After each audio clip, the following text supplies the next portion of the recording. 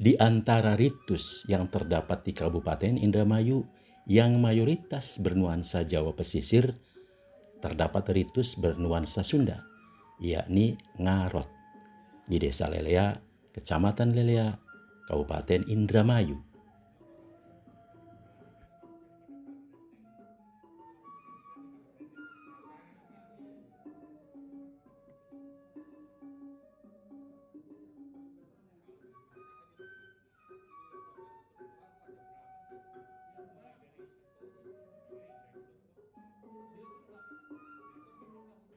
Pada awalnya, ritus ngarot berlangsung di Desa Lelea sebagai bagian dari wilayah kebudayaan Sunda. Seiring perjalanan waktu, ngarot juga dilaksanakan di Desa Taman Sari, pemekaran dari Desa Lelea, Desa Nunuk, Desa Tugu, Kecamatan Lelea, Desa Jambak, dan Desa Jatisura, Kecamatan Cikedung.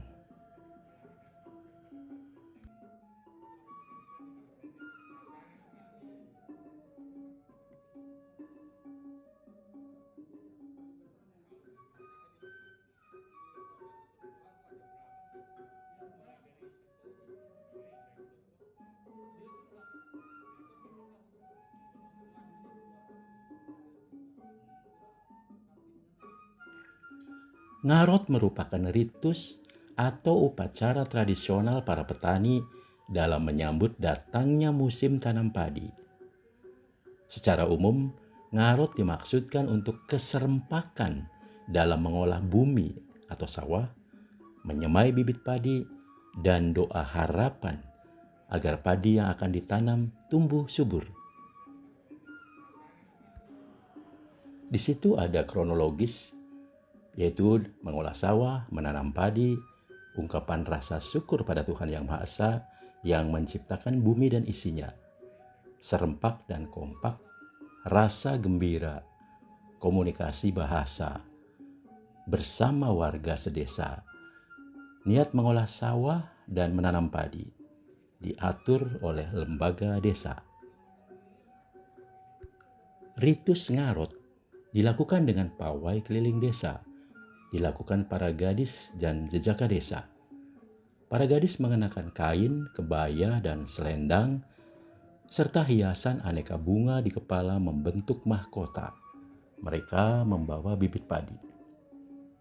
Para jejaka berbusana adat desa, busana komboran serba hitam, ikat di kepala, serta membawa alat-alat pertanian tradisional. Sedangkan untuk anak laki-laki peserta kasinoman atau peserta adat ngarot ini memakai gaunnya adalah komboran. Yang mana komboran ini sangat identik tadi. Sudah saya ceritakan Sundanya dari Banten, jadi komborannya juga harus bentuk komboran. Kenapa bentuk komboran? Saya kilas balik ke belakang. Saya tanya-tanya semenjak saya menjadi kepala desa tahun 2012, apa sih yang pantas untuk menggunakan atribut anak laki-laki? Saya tanya-tanya zaman dulu kakek kamu pun adalah memakai iket, memakainya komboran. Ya udah itulah kita pakai sebagai sebagai ciri khas bahwa adat ngarot desa itu menggunakan itu. Jangan menggunakan gaya modern, itu saya bilang udah tersentuh namanya. Kita sepakat. Makanya sampai sekarang ya saya pertahankan. Ya itu melambangkan juga iket. Kenapa memakai iket? Tolonglah iket pembicaraan kita. Mengikat apa yang kita tidak baik itu kita ikat. Bicara seadanya, jangan sampai orang tersinggung, jangan sampai orang terhina dengan ucapan. Makanya dilambangkan dengan ikat. Dilambangkan dengan ikat. Kalau komboran dilambangkan dengan petani. Kenapa? Biar gerakannya lebih bebas, lebih leluasa. Karena komprang, Pak. Kita sebut bujang. Emang kalau kita Sunda lah ya.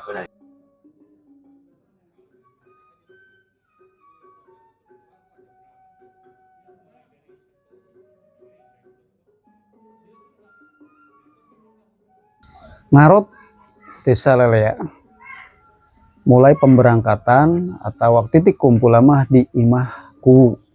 Saat jadi kuwuna, siapapun yang menjadi kuwunya itu anak-anak peserta kasinoman bujang cuene kumpul di rumah kuwu.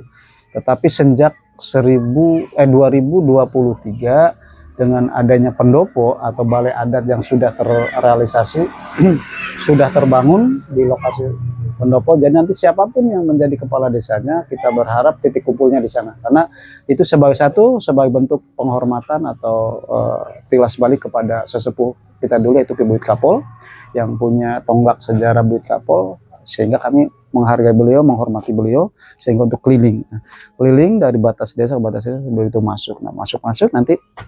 Nah, sedangkan untuk kaitan dengan mahkota yang dipakai ada anak-anak adalah sebagai simbol harga diri seorang wanita. Jadi jangan sampai anak-anak itu belum waktunya sudah tersentuh.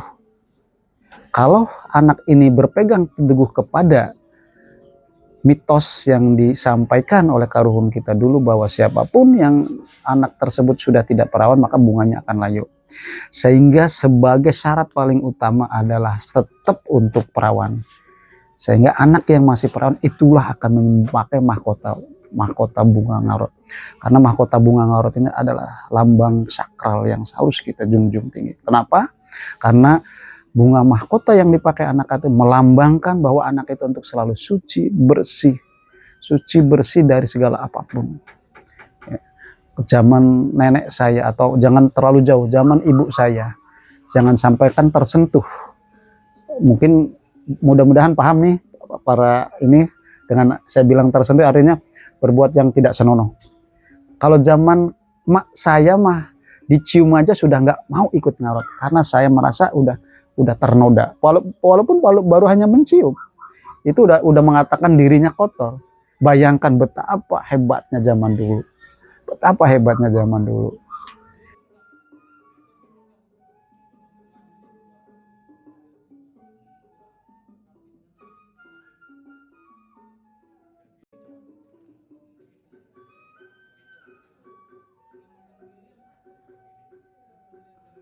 Pawai keliling desa berakhir di balai desa dan disambutku atau kepala desa beserta perangkatnya. Para gadis dan jejaka desa kemudian menyerahkan bibit padi dan alat pertanian kepada kepala desa. Upacara diakhiri dengan hiburan berupa kesenian tradisional, tari topeng lana, dan tari ronggeng ketuk.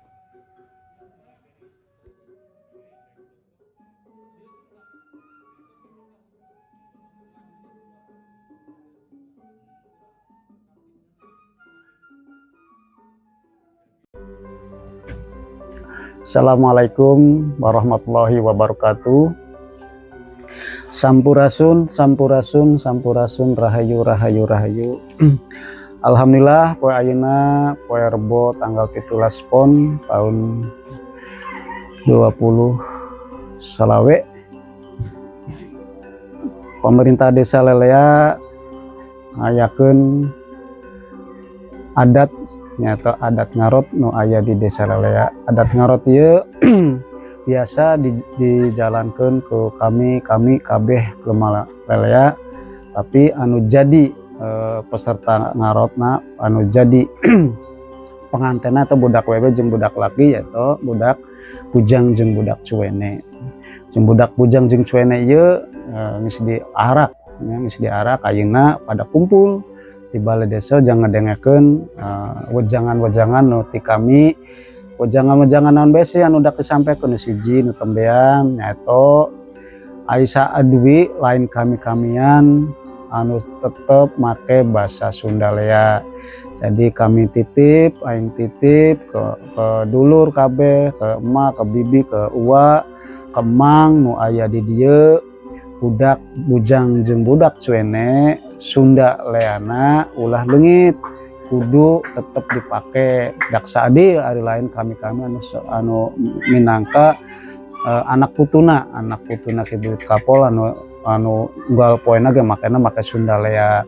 Kedua, geus kami reujeng-reujeng geus ngajalaneun adat ngarot ieu ulah sampai teu kelingan nya, karena geus peragat ieu mah kami turun ke sawah. Ayo pada reujeng-reujeng dimulaina dikeun ti sawana Buyut Kapol, nyaitu pakena durugan budak ngora anu bieu anu pada melu ngarot Ujang Jung Cuena karena pada melak pare di sawana Buyut Kapol. Jadi ngan sakitu bae wejangan atau pidato anu kami bisa sampaikan ke anu aya di dieu. Tulung ulah sampai ente jadi kudu didengekeun, kudu dijalanan. Wassalamualaikum warahmatullahi wabarakatuh.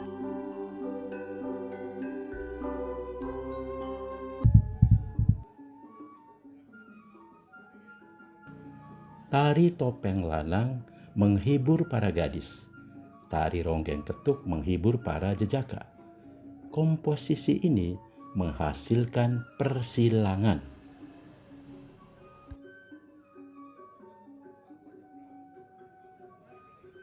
Persilangan dimaknai sebagai kesuburan.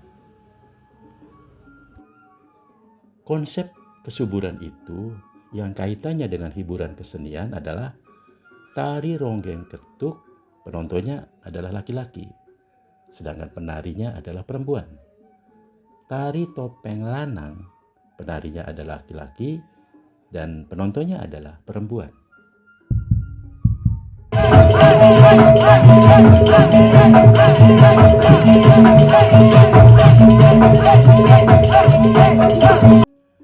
Tari topeng lanang, penarinya laki-laki, menghibur para gadis. Tari ronggeng ketuk, penarinya perempuan, menghibur para jejaka. Komposisi ini menghasilkan persilangan yang dimaknai sebagai konsep kesuburan tanah.